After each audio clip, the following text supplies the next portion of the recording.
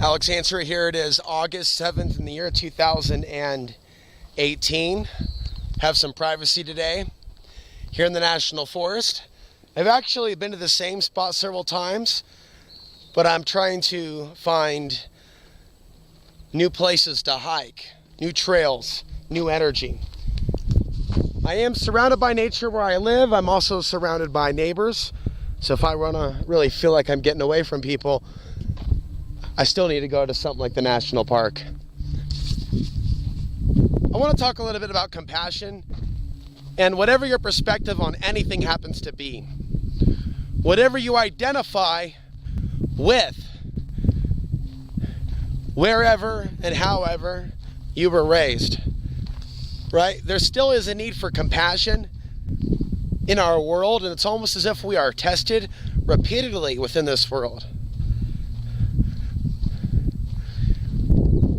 A test, if you will, to see whether we're actually human or whether we're actually a demon or a man that has regressed, an entity that has regressed.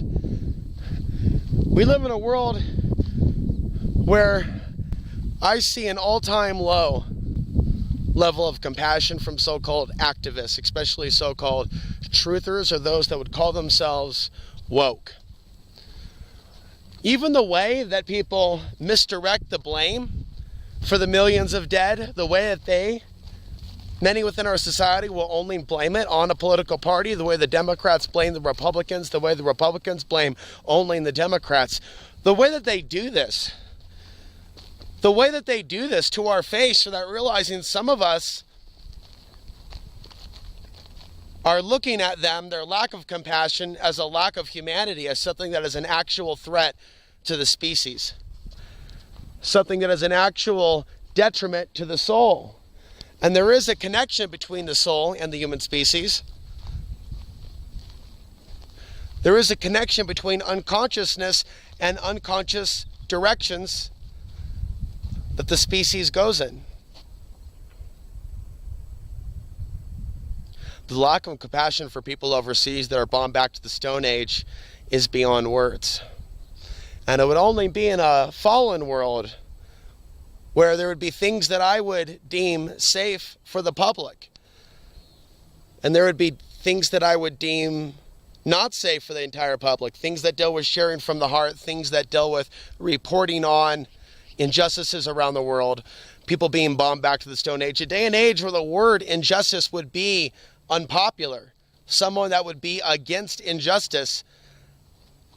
Somebody that can easily be stereotyped for being against injustice.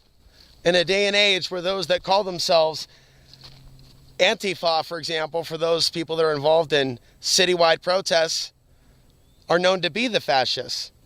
And in some cases, from their very actions.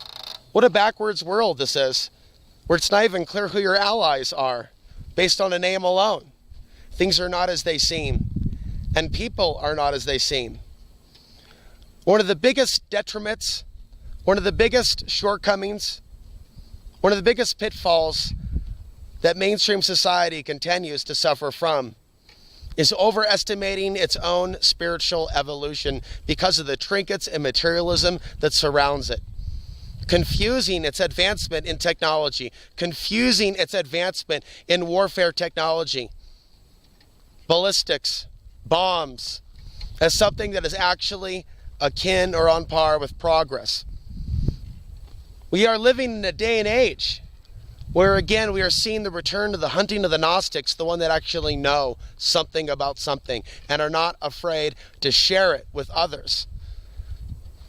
So while some people have been predicting and calling this the collective shift in consciousness, i.e. a reality to where everyone just starts waking up by osmosis, psychically aware to the point where there are no lies anymore, thus there is no injustice.